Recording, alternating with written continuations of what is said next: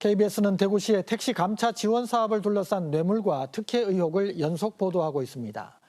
대구시가 택시 공급 과잉을 막고 업계 경영난을 해소하겠다며 160억 원 넘는 예산을 투입했지만 사업의 효과는 미미했습니다. 이에 대구시는 사업을 중단했고 지난해에 이어 다시 택시요금 인상을 추진하고 있습니다. 이지은 기자입니다. 택시 감차 지원 사업은 말 그대로 택시 면허를 반납하면 보상금을 주는 사업입니다. 택시의 경우 무분별한 공급을 막기 위해 정부가 5년마다 지역별 적정량을 정하는 총량제로 운영되는데요. 2019년 마지막으로 산정된 대구의 적정 택시 총량은 1,700여 대입니다. 그런데 당시 대구에선 적정량보다 34%, 5,400여 대 많은 16,200여 대가 공급되고 있었습니다. 전국 최고 수준의 택시 과잉 공급으로 업계가 경영난을 겪자 보상금을 줘서라도 감차를 유도하자는 게 사업의 취지였습니다. 실제 대구시는 2016년부터 6년간 국시비 약 162억 원을 감차 보상금으로 지급했고 1,200여 대가 감차됐습니다.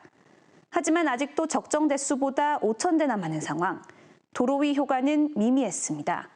택시 면허 대수는 줄었지만 사실상 휴업 중이거나 폐차를 앞둔 택시를 감차하는 등 보상금을 챙기는 꼼수가 있다는 겁니다.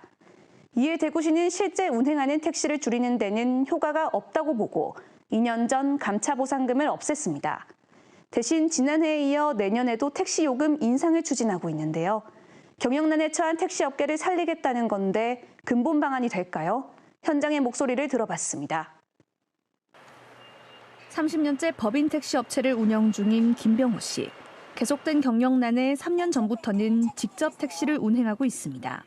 지난해 1월 택시 요금이 3,300원에서 4,000원으로 올랐지만 승객은 더 줄었고 개인 택시 의무 휴업제인 택시부제가 해제된 이후 운전기사들이 개인 택시로 빠져나가 구인난을 겪고 있습니다. 법인 쪽에서 개인 택시로 빠져나가는 사람이 많습니다. 특히 저희 회사 같은 경우에는 성실한 분들이 많이 개인 택시로 나갔어요. 실제 대구 지역 법인 택시 기사는 매년 감소하는 가운데 지난달 기준 법인 택시 가동률은 39%에 그쳤습니다. 10대 중 6대가 면허만 유지한 채 운행을 못하는 실정입니다. 결국 대구시는 택시 요금 인상 카드를 다시 꺼내 들었습니다. 서민 경제 상황 등을 감안해 적정 수준으로 인상하겠다고 밝혔지만 택시 공급 과잉이나 업계의 지속된 경영난, 부재 해제에 따른 혼란에 대한 뚜렷한 대책은 내놓지 못하고 있습니다. 특히 전체 감차의 99%가 법인 택시 위주로 이루어졌던 만큼 개인 택시 감차 없이 요금 인상만으로는 고질적인 업계의 경영난을 해소하기에는 한계가 분명하다는 지적도 나옵니다.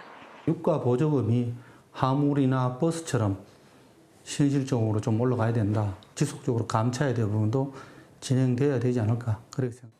막대한 예산을 쏟아붓고도 택시 공급 과잉 문제를 해결하지 못한 대구시. 당장 손쉬운 요금 인상만 만지작거리는 것 아니냐는 비판의 목소리가 나오고 있습니다.